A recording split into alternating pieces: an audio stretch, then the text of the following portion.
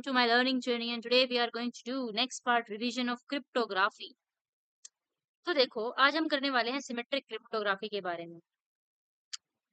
Last lectures में हम cryptography देख चुके हैं, डेटा टाइप्स देख चुके हैं, उनको कन्वर्जन देख चुके हैं, हैशिंग देख चुके, सोल्टिंग देख चुके, ठीक है। आज हम करने वाले हैं क्रिप्टोग्राफी के दो टाइप्स में से एक टाइप का सिमेट्रिक और एसिमेट्रिक में सिमेट्रिक क्रिप्टोग्राफी, ठीक है। So let's start with it. सबसे पहले मैं बात करूं कि हमें क्रिप्टोग्राफी की जरूरत ही क्यों, why do we need cryptography. देखो अगर क्रिप्टोग्राफी नहीं होती ना तो पासवर्ड्स को चोरी करना बहुत आसान था। बैंकिंग ट्रांजैक्शंस को मतलब बीच में उसके अंदर गड़बड़ करी जा सकती थी, ईमेल्स रीड करी जा सकती थी, मेडिकल रिकॉर्ड्स को लीक किया जा सकता था और गवर्नमेंट सीक्रेट्स को एक्सपोज करना बहुत आसान था बिना क्रिप्टोग्राफी के, ठीक है। और क्रिप्टोग्राफी क्या इंश्योर करती है?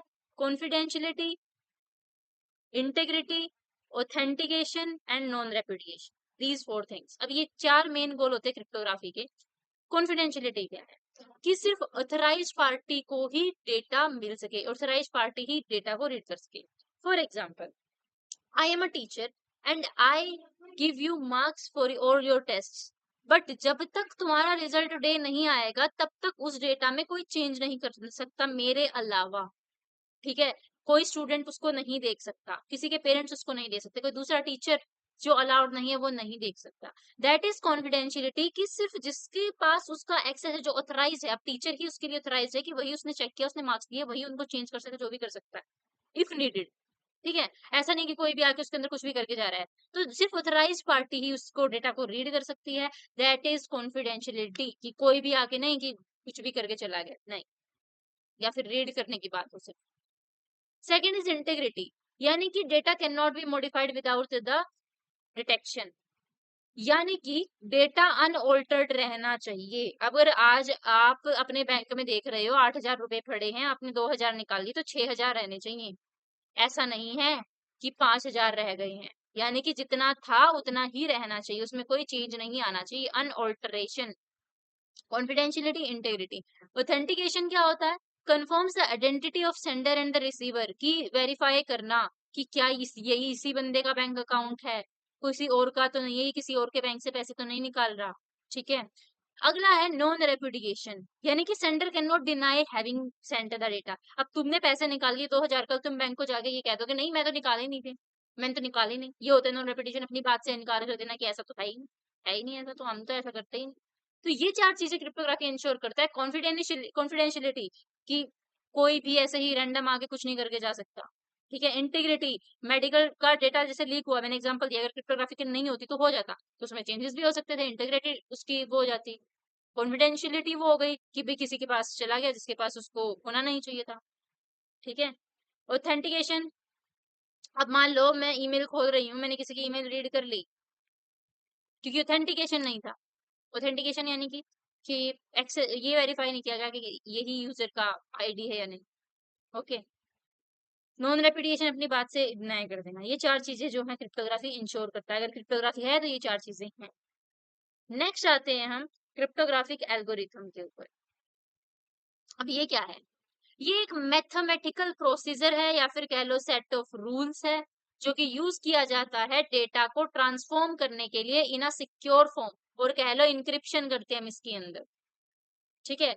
when authorized user restore it in the original form, this is known as decryption, यानी कि डेटा को अनरीडेबल फॉर्म में कन्वर्ट करना, जो कि सिर्फ एक ऑथराइज यूजर ही डिक्रिप्ट करके उसको ओरिजिनल फॉर्म में लाके पढ़ सकता है। और these algorithms are the foundation of modern cryptography, और ऐसे एल्गोरिथम्स का हम यूज करते हैं उनको ही क्रिप्टोग्राफिक एल्गोरिथम बोलते हैं, जिनका हम यूज करके ये इंक्रिप्शन डिक्रिप्शन करते हैं, ठीक है। और ये आज के टाइम पे क्रिप्टोग्राफी का फाउंडेशन है।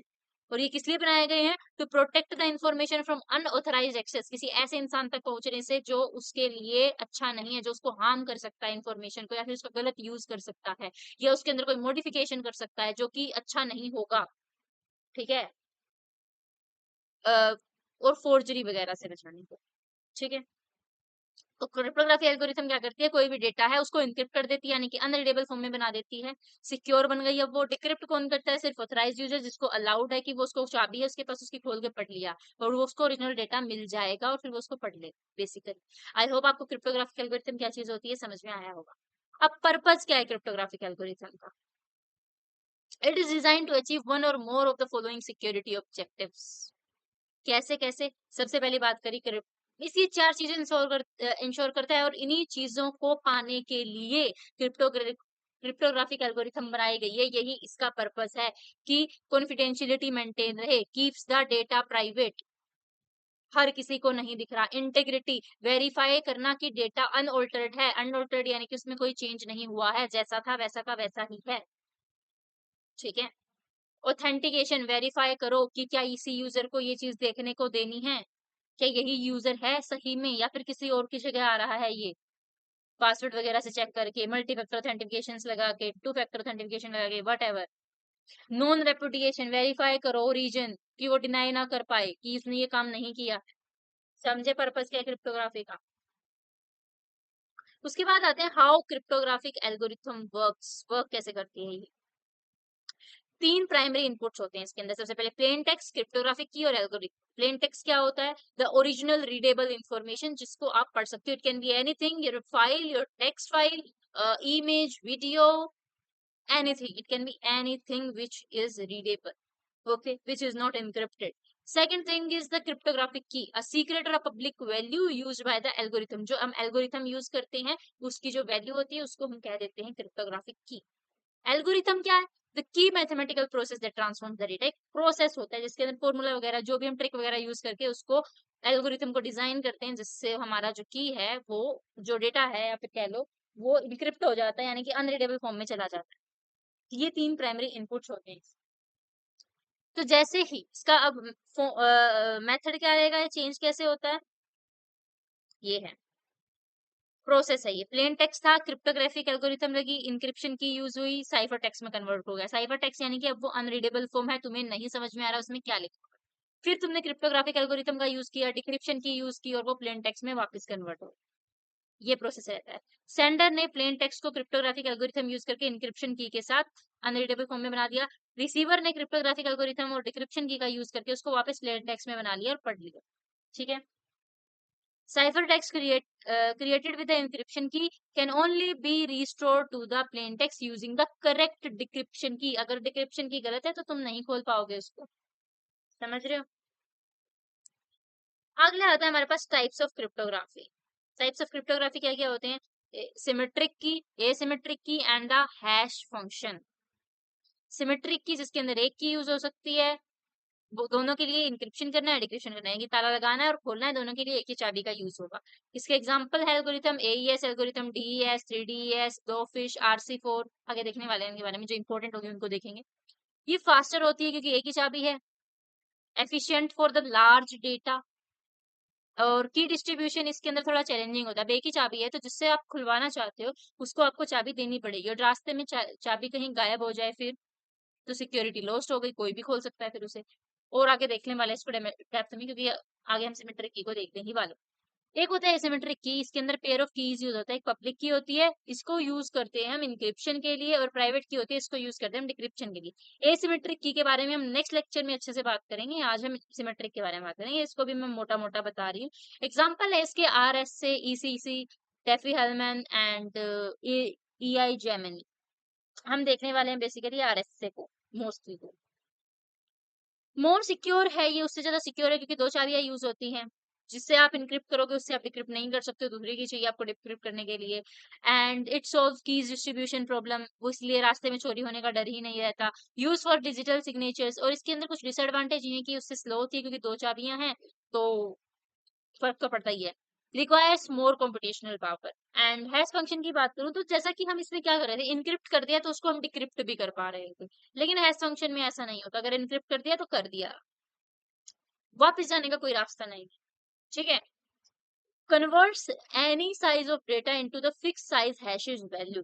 कोई भी डेटा है उसको एक फिक्स्ड स्ट्रिंग के वे में वो उसको स्टोर कर लेगा, सॉरी मतलब कि कन्वर्ट कर देगा फिक्स साइज हैश वैल्यू में। और उसको फिर तुम वापस, अगर तुमने हैश वैल्यू बना दी तो तुम हैश वैल्यू का यूज करके कभी भी वापस वो वैल्यू गेट नहीं कर सकते हो। इसके example MD5, SHA-1, SHA-256 and SHA-3। इस इसको भी हम आगे देखने वाले हैं। It is use for data integrity, की कोई भी चेंज ना कर सके, क्योंकि इसके बारे में मैंने लास्ट लेक्चर में बताया था। अगर आप किसी फाइल के अंदर जस्ट इवन सिंगल कैरेक्टर या फिर एक एक्स्ट्रा स्पेस लगा देते हो, एक सिंगल कैरेक्टर को ए से बी बना देते हो या फिर स्मॉल ए से कैपिटल ए तक बना देते हो, तो पूरी हैश वैल्यू चेंज हो जाती है। और हैश वैल्यू चेंज हुई यानी कि डेटा में कोई चेंज हुआ है, डेटा ऑल्टर हुआ है। डेटा ऑल्टर हुआ है तो इस चीज के अंदर कौन आता है? इंटीग्रिटी, क्योंकि वो मेंटेन करती है अनऑल्टरेशन ऑफ डेटा, कि उसके अंदर कोई चेंज नहीं होना चाहिए। तो ये किस लिए यूज होता है? डेटा इंटीग्रिटी को मेंटेन करने के लिए, पासवर्ड स्टोरेज के लिए, कि पासवर्ड कहीं लीक ना हो जाए। क्योंकि अगर हैश वैल्यू लीक भी हो गई तो तुम उससे वापस कन्वर्ट करके नहीं जा सकते हो पासवर्ड में, ठीक है? And it is used in digital signatures. Let's talk about more in depth about the symmetric की एल्गोरिथम। आइए, तो सिमेट्रिक की एल्गोरिथम के बारे में वैसे मोटा मोटा मैं अभी बता के आ चुकी हूँ। इसके अंदर क्या होता है, आपके पास सेम की यूज होती है इंक्रिप्शन के लिए और डिक्रिप्शन के। इसके अंदर अब इम्पोर्टेंट चीज आती है सबसे पहले, विच इज AES, जिसको हम बोलते हैं एडवांस इंक्रिप्शन एल्गोरिथम। ये सिमेट्रिक की एल्गोरिथम है जो कि यूज की जाती है डेटा को इनक्रिप्ट करने के लिए और प्रोटेक्ट करने के लिए उसके digital information. Most widely used method है इंक्रिप्शन के लिए, जो कि एक स्टैंडर्ड है सिक्योरिंग सेंसिटिव डेटा के लिए, basis specially in government, military, commercial and consumer applications. एक ब्लॉक साइफर होता है जो इनक्रिप्ट करता है fix size of blocks of 128 bytes में डेटा को, यूजिंग द क्रिप्टोग्राफिक की 128, 192 और 256 बिट्स। 128 में ब्लॉक साइज 128 बिट्स होता है और की साइजेस जो होते हैं वो 128, 192, 256 तक वेरी करते हैं, ठीक है ना? ये डेवलप कैसे हुआ था, इसको देखते हैं। देखो, इट मतलब जो पहले ना DES नाम की एक वो होती थी, एल्गोरिथम होती थी, जो कि 56 बिट की होती थी, जो कि बहुत स्मॉल थी कंप्यूटिंग पावर के लिए, और जो कंप्यूटिंग पावर है वो बढ़ती जा रही थी। तो प्रॉब्लम इसमें ये आई कि स्मॉल की साइज था इसका 56 बाइट्स, जो कि स्लोअर है मॉडर्न एप्लीकेशंस के लिए। तो उसको ओवरकम करने के लिए हम लेके आए थे AES। एडवांटेज क्या है अब इसकी, कि सिक्योरिटी उससे ज्यादा प्रोवाइड करता है, फास्ट परफॉर्मेंस, इसके अंदर 128 बिट्स है तो लार्ज की साइज हो गया, ठीक है? तो यही फीचर्स हैं AES के, कि सिमेट्रिक। सबसे पहली बात तो ये सिमेट्रिक, अरे अरे एक सेकंड, हाँ जी, तो मेरा वो स्क्रीन पे आ नहीं रहा था तो मैंने इसको थोड़ा सा सेट किया है। तो देखो, वो क्या होती है, फीचर्स क्या होते हैं हमारे AES के। एक तो सिमेट्रिक की इंक्रिप्शन एल्गोरिथम है, किसके अंदर सिंगल की यूज होती है इनक्रिप्ट करने के लिए, डिक्रिप्ट करने के लिए। फिक्स ब्लॉक साइज होता है इसमें 128 बाइट्स, जिसको हमने ओवरकम किया, जो कि DES था 56 बाइट्स का, उसको बढ़ाने के लिए 128 बाइट्स। की साइज जो वेरी करते भी बताया मैंने। फास्ट इंक्रिप्शन डिक्रिप्शन एल्गोरिथम है, DES लो थी, हाईली सिक्योर है, resistant to unknown practical cryptography attacks when used correctly, okay, and used worldwide by government, banks and military technical companies. और एक और चीज बता दूं, इसके अंदर जब हो हम टूल यूज कर सकते हैं AES को यूज करने के लिए, या फिर आप तो कह लो कि सिमेट्रिक की एल्गोरिथम को यूज करने के लिए वेराक्रिप्ट टूल यूज में आता है, ओके।